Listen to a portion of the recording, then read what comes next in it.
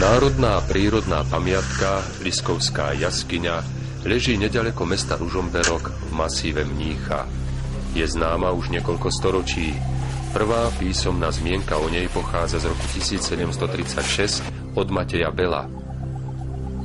V roku 1873 opísal jaskyňu Ján Kadavý, ktorý udával dĺžku 146 metrov. V súčasnosti sa o jaskyňu starajú a výskum robia členovia Slovenskej speleologickej spoločnosti z Ružomberka. Poznatky ich predchodcov z 19. storočia pánov Krčméryho, Majláta či Lóciho a z prvej polovice 20. storočia pánov Piecku a Cambera dokazujú, že v jaskyni je ešte stále čo objavovať. Desiatky nápisov na stenách jaskyne dokumentujú, že už v minulosti bola jej časť navštevovaná rôznymi typmi ľudí.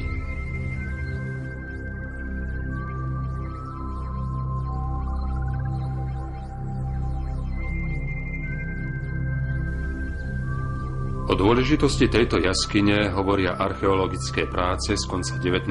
a 20. storočia. Pán Majlát v roku 1874 objavil v jaskyni lebku neandertaloidného človeka, kosti ľudí, stoličky z mamuta a iné. Okrem keramiky sa tu našla neskôr aj jantárova perla,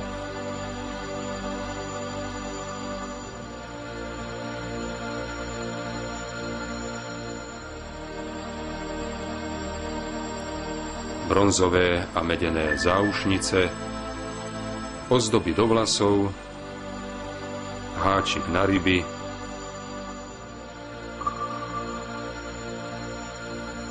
ale to najcennejšie našli jaskyniari, medeného bíčka, pôvodne z dvojzáprahu, ktorého vek sa odhaduje na 6000 rokov.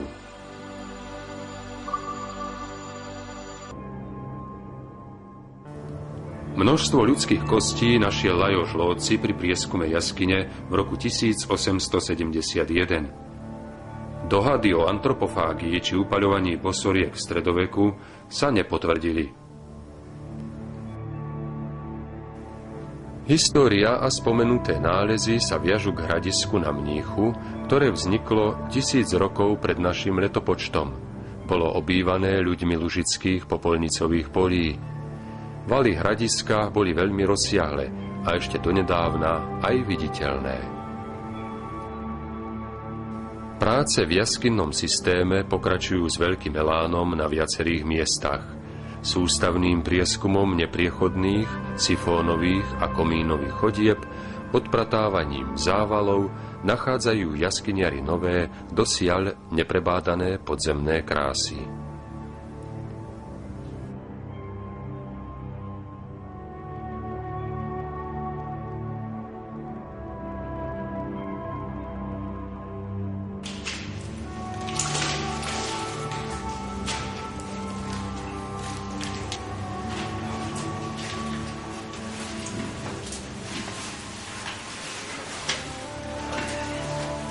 Hlavným poslaním speleológov je však zdokumentovanie stavu jaskyne.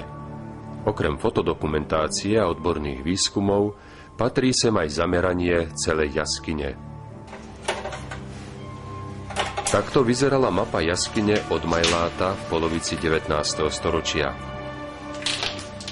Na mape pána Dropu, chovaná Síkoru z roku 1967, je vidieť množstvo nových chodieb, celkom 1100 metrov. Zdeno Hochmut v rokoch 1964 až 1968 viedol tu niekoľko prieskumných akcií. Na mape, ktorú spracovali s Patekom v roku 1977, je už zakreslených 1900 metrov labyrintu chodieb.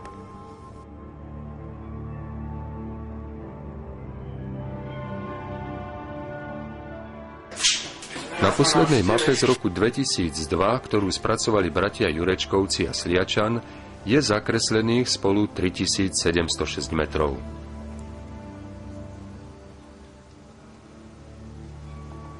Hej. 108 stupňov. 108 stupňov.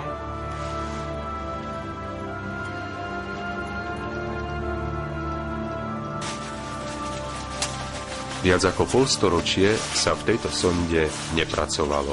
Leží na východnej strane masívu Mnícha a najmä v zimnom období cítiť z nej silný prievan. Emil Camber v nej začal pracovať v roku 1938, ale prevojnové udalosti musel práce prerušiť. Na jej prehlbovaní sa opäť začalo pracovať až v roku 1999. Teraz sa práce realizujú pomocou novej techniky. Razenie je oveľa rýchlejšie a bezpečnejšie. Takýto spôsob razenia chodieb sa osvedčil aj pri tohtoročnej záchrane maďarského potápača v jaskyni Rakócziho v oblasti Akteleku. Na jeho záchranu použili 5000 pyropatron potrebných pre razeniu chodby o dĺžke 11 metrov. Potom uväzneného a vysleného jaskyniara dostali živého na povrch. V roku 2002 sa do prác v sonde zapojili aj členovia skupiny Adama Válu z Terchovej, ktorí sa dostali až na miesto, kde už trhlina mení svoju štruktúru, rozširuje sa a vanie silnejší prievan.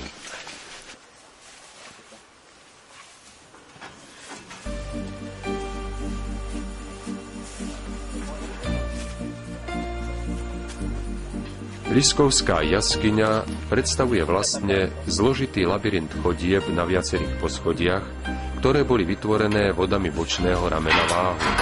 Nájdeme tu úzke, neprielezné otvory, široké a vysoké dómy, závaly, úzke komíny, previsnuté steny, a to si vyžaduje pomerne komplikovaný pohyb. Túto skutočnosť sa podarilo čiastočne vyriešiť posadením pevných kovových rebríkov v niektorých miestach jaskyne. S pomocou kovových rebríkov sa značne urýchlil pohyb medzi jednotlivými poschodiami jaskyne a čo je hlavné, sú bezpečnejšie. Ich vlastný transport, posadenie a montáž trvala v jaskyni desiatky hodín.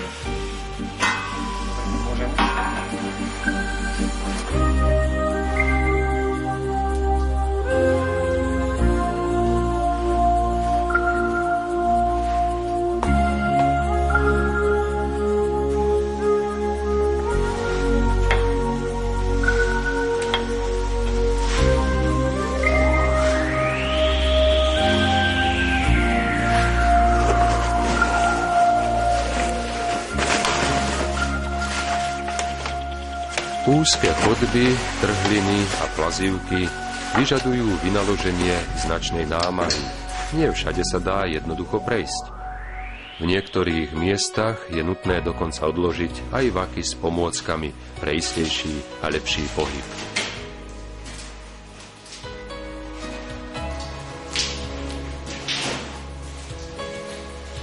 Lepkavé blato je po celej jaskyni. Znepríjemňuje každý pohyb. Pre jaskyniarov to znamená zvýšenú námahu a opatrnosť pri postupe. Niekedy stačí malé pošmyknutie a človek sa môže prepadnúť o niekoľko desiatok metrov dolu do niektorej malej či väčšej priepasti, ktorých je tu veľa.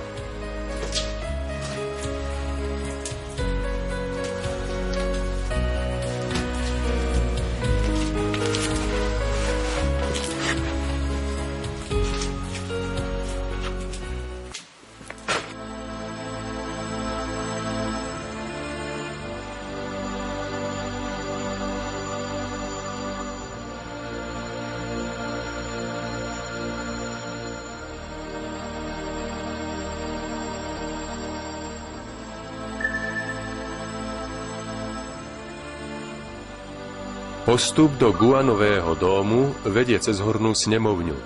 Tu sa oplatí zastaviť, oddychnúť si a pokochať sa krásou výzdoby, ktorú vytvorila sama príroda.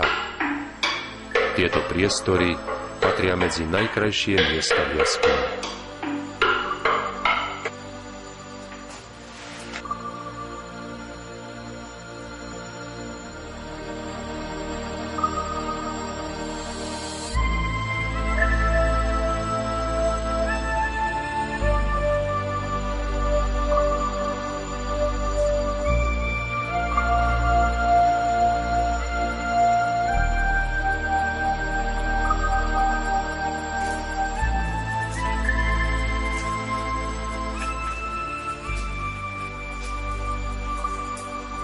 Už len niekoľko desiatok metrov a týmto rebríkom a malým traverzom sa dostaneme až do spomenutého Guanového domu, ktorý je dnes cieľom našej cesty.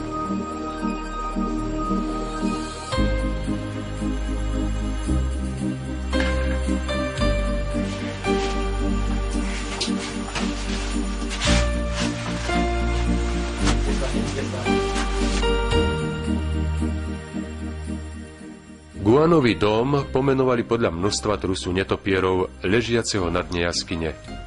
Je to jeden z najväčších priestorov jaskyni. Nechce sa ani veriť, že v malom masíve Mnícha sa nachádzajú také veľké priestory.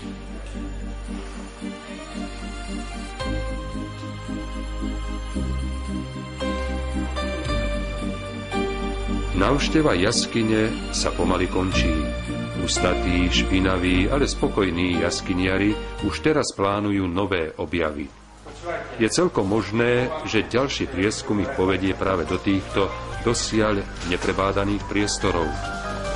Potom už bude mať jaskyňa určite viac ako 4000 metrov.